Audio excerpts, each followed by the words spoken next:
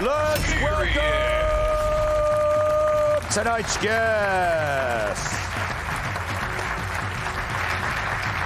For an extra $10, he'll make it look like an accident. Former CIA operative and host of the President's Daily Brief podcast, Mike Baker. The only time his audience gives him a hand is to boost him up on stage. Writer and comedian Joe DeVito. She went from Soundgarden to arteries that harden. Host of Kennedy Saves the World podcast, Kennedy. And he was best man at Godzilla's wedding. Former NWA World Champion, host of Planet Tyrus podcast, Tyrus. It was a lovely ceremony. Mike, always good to see you. Thank you so much. Yeah, I hope you're doing well. I'm doing well. You know, I was just sitting here.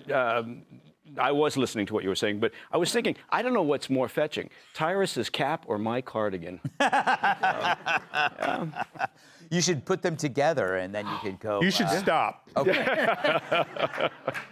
Isn't it, the Supreme Court is kind of where the delusional fantasies just run headfirst into reality as long as you have a majority of common sense thinkers? I was going to say, as long as you have a conservative majority, frankly. Yeah. I was kind of confused over a lot of people leading up to these arguments that took place, talking about how, well, this is a no-brainer. This is going to be a unanimous decision, right, in favor of keeping boys out of girls' sports. I don't know what planet they were living on, because clearly when you listen to those arguments, and they are fascinating to be able to listen to the Supreme Court, right, talk through these things, and because it's a nice way to spend a couple of hours.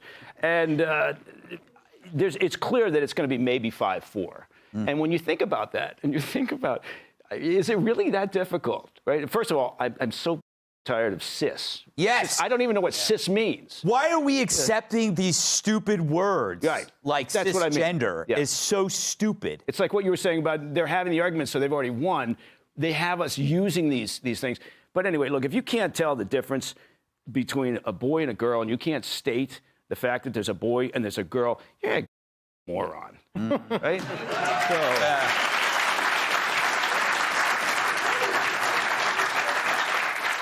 Strong words from a guy in a cardigan. He did sound like an angry old grandpa. I know.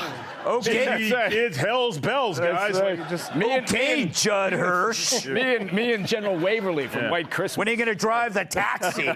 Where's Crazy Jim or whatever his name was? Get off my lawn. Joe, I was going to ask you about these phrases like cisgender. That the moment we start playing that term with those words, accepting those words, we've lost. Sure. Well, look, I can relate to some of it. There have been times where I forgot what the word sex meant, but it was just because of a long dry spell. Yes. I couldn't recall.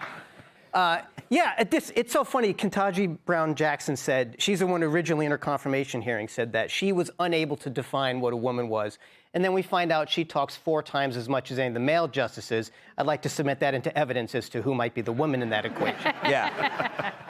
But it just is so absurd. Like Mike said, like, how are we even having this discussion? Like, you don't want to have boys in girls' track and field, especially a relay race. They go to pass the baton. There's an unexpected penis in there. You don't know.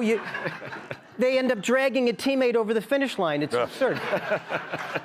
But I think this is a bigger problem, because if you can control what words mean, you can make people believe and do crazy things. And I have friends who are trans women who transition. Really? I Joe do. Mackey does not count. He's on the way there. You have to give it time. But they transitioned before this madness. And if you were to say to them, are you worried about getting pregnant? They would say to you, what are you talking about? That's insane. So, as you see, if you watch more of it, that you have these people testifying, and they cannot say who is a man or a woman. And ultimately, it's destructive to their own cause, because then what happens to women's rights and women's studies and women's sports?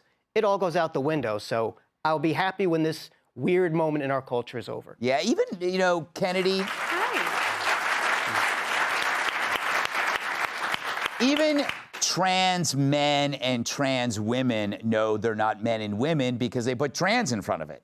They're not saying, they understand. Like, I remember Caitlyn Jenner saying that, like, I don't have a period, so I'm not a biological woman. Also, he's past menopause. Caitlyn Jenner's also 74. Yeah, that's true. And, in an enviable position to be that rich, that beautiful, and not have to worry about buying tampons. Oh, my God. What a wonderful, wonderful And with his luxury. hands, her hands, he could carry a whole box of them. Really good. Have you ever seen Jenner's hands? Oh, they're massive. They're Not as much as you have, apparently. One time, look, I got scared in the green room, and Caitlyn cradled me for an hour. Rocked me to sleep. I woke up, I was so rested. And by Anyway. me, do you mean your scrotum? You had to go there. All right, Kennedy, finish it up. We're tired of this. It's silly. This is so incredibly absurd because the argument rests upon the term sex. That is what Title IX is based upon.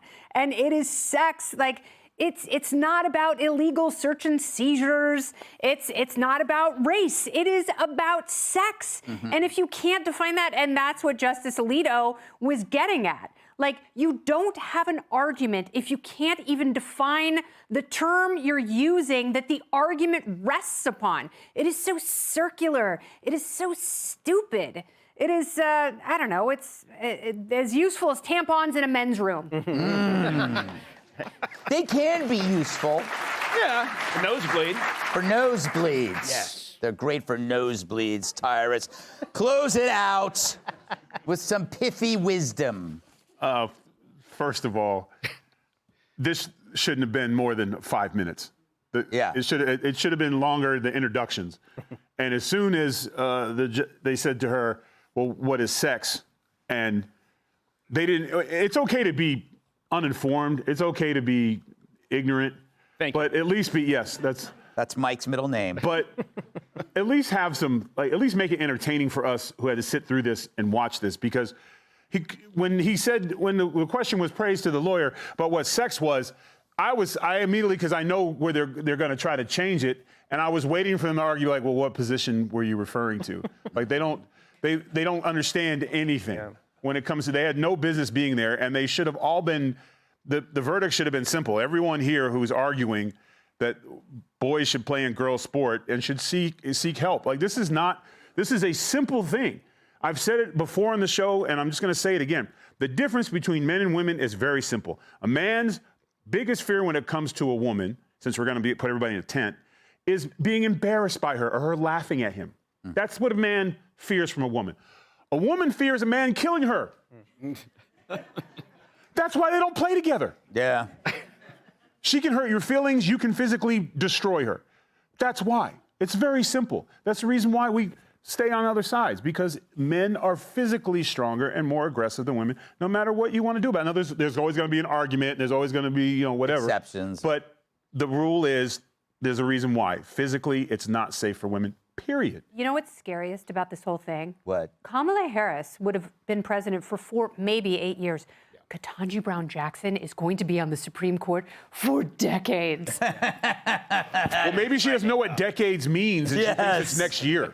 She has an odd way of talking, which I find I got to figure out that and learn to mimic it. It's to lull you into unconsciousness. Yes, exactly. Wake up and when did this law get passed? Yes. You were asleep. Yeah, walking Salmonex. Hey, Sean Hannity here. Hey, click here to subscribe to Fox News YouTube page and catch our hottest interviews and most compelling analysis. You will not get it anywhere else.